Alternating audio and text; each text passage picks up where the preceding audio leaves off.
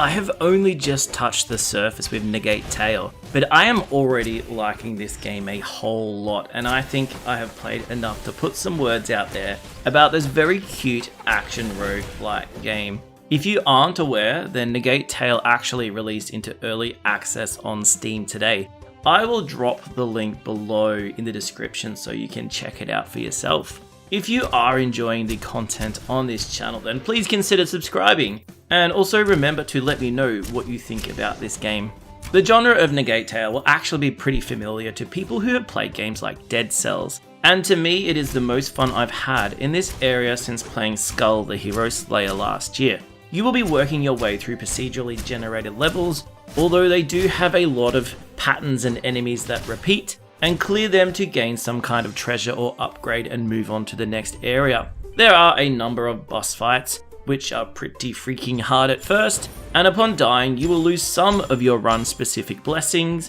but also gain the ability to upgrade more permanent stats and weapons, so not all is lost. There is a storyline here about a young guy who happens to crash his flying machine into this strange castle with goblins, and lucky for us, or for him, he seems to be guided and blessed by scantily clothed female monsters. I haven't played a lot of Chinese indie games, but I've noticed that the ones I have seem to enjoy adding this fan service style artistic style for their female characters, and to be honest, upon looking at some of the promotion art, you could be remiss for being turned away thinking this is a low effort, sex sells kind of game, and it's completely not. The different monsters provide unique blessings, such as ice and fire style damage magic, and despite not playing through too far, it is all coming together really nicely. Perhaps as I delve further into the levels I will find some more clothing for them as well. I have to say there are some quality issues with the translation, and I feel some meaning is lost in the storyline, although it's still easy enough to follow, and you do have the choice to skip through dialogue without missing too much if that suits you.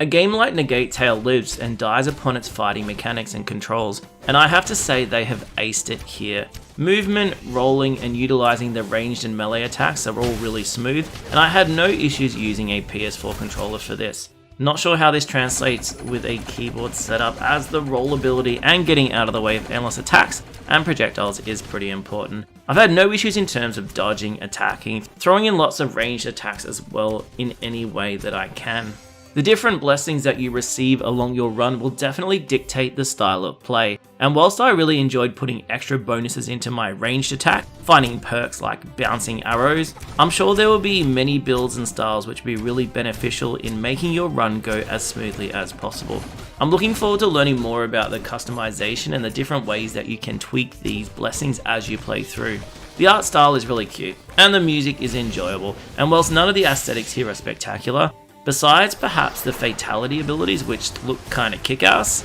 the game is really well put together and a whole lot of fun to play, which is the main thing. I'm always a little skeptical when it comes to early access games, and I've been burnt a few times by incomplete games of this genre, so I'm going to keep an open mind with this one and see how it goes as I jump back into some more runs. Let me know how you are finding Nigate Tales in the comment below, and if you've got a favourite build path, jump in and share it so I can try it out.